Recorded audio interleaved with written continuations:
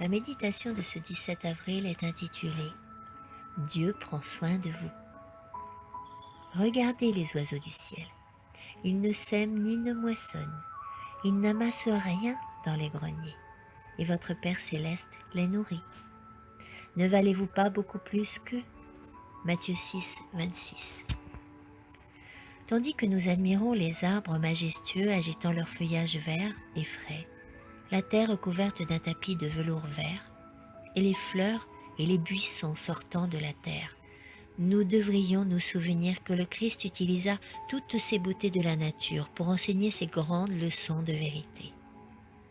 Alors que nous regardons les champs recouverts d'épis de blé, que nous écoutons les oiseaux joyeux chanter dans leurs demeures luxuriantes, et que nous observons les bateaux naviguant sur les eaux des mers, nous devrions nous souvenir des paroles que le Christ prononça au bord du lac, dans les bosquets et sur les montagnes. Et la nature qui nous environne devrait nous rappeler les leçons qu'il donna à ceux qui l'entouraient.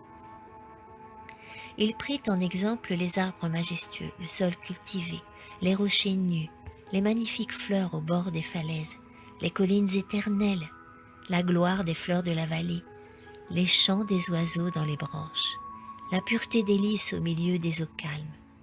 Toutes ces choses constituant le paysage vivant dans lequel il se trouvait étaient un moyen pour lui de graver ses leçons dans l'esprit de ses auditeurs. Elles trouvaient place dans leur cœur et les incitaient à passer de la contemplation des œuvres du Créateur dans la nature à la contemplation du Dieu de la nature.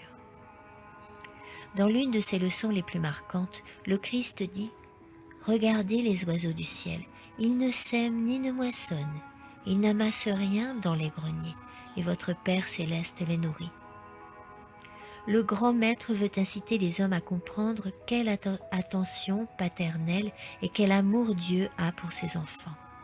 Il les encourage à observer les oiseaux volants d'un arbre à un autre, ou à effleurer l'eau d'un lac sans un battement d'ailes ni la moindre crainte. Dieu pose son regard sur ces petites créatures. Il leur procure de la nourriture. Il répond à tous leurs besoins. Jésus nous pose alors cette question. Ne valez-vous pas plus qu'eux ? Si Dieu se préoccupe des petits oiseaux et les protège, n'aime-t-il pas bien davantage et ne se soucie-t-il pas bien plus des créatures qu'il a formées à son image ? Amen.